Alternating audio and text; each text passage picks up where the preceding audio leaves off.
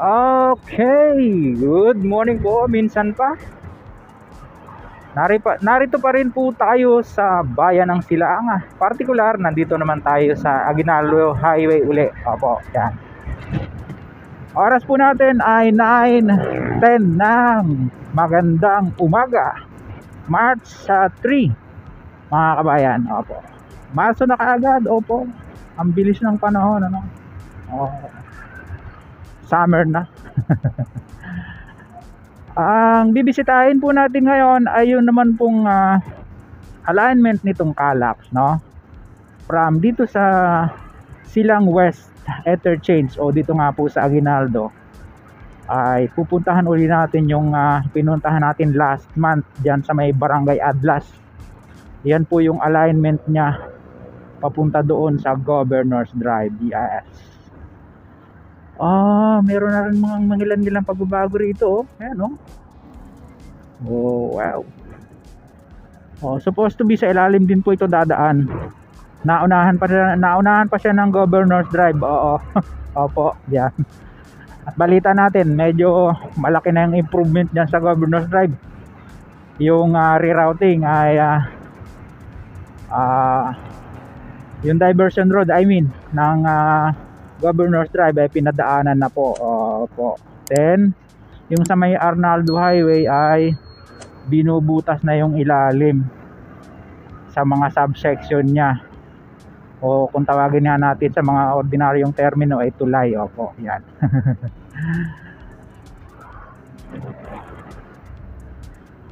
Last time hindi po natin nabuo yung video papunta roon sa Barangay Adlas, kaya naisipan ko po na buuin para may guide po tayo papunta doon sa area o kung saan tayo nag-update, para at least ay mayroon pong konteksto yung ating vlog, no? Hindi tayo nangangaba, asan ba yung lugar na yun, paano siya nakapunta roon, ano? Yan, something like that. Nakita nyo itong Walter Mart, kakaliwa po tayo dito dyan sa may Kalimnos Pharmacy. Yan.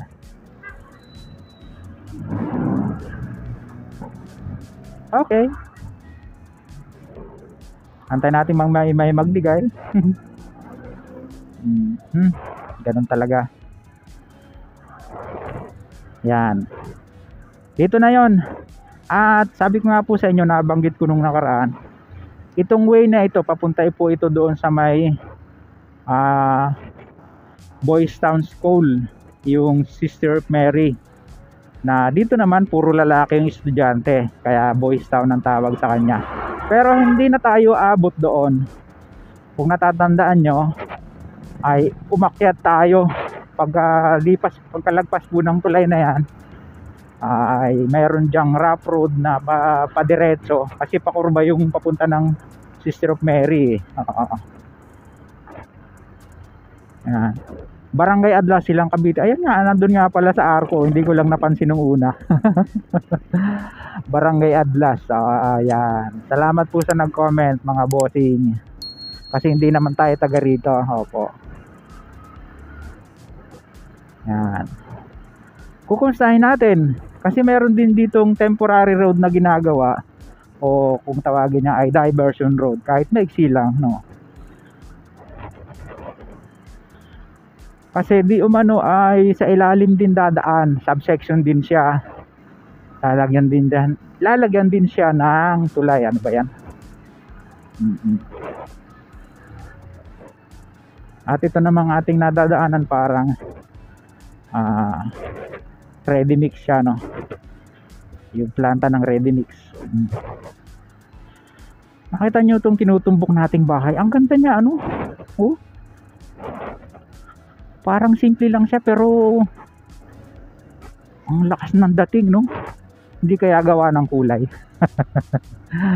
Basta maganda siya sa aking paningin, mga kabayan. At medyo maganda-ganda rin ang presyo niyan para maipagawa yan ng ganyan. Oo. Dito na nga po yung sa barangay road na ito. Ayan na, oh. Oh. Diba? Ayun na. After 1 month, yan na yung itsura. At dito na nga tayo sa diversion road dadaan. Ito, temporary road po ito. Silipin natin.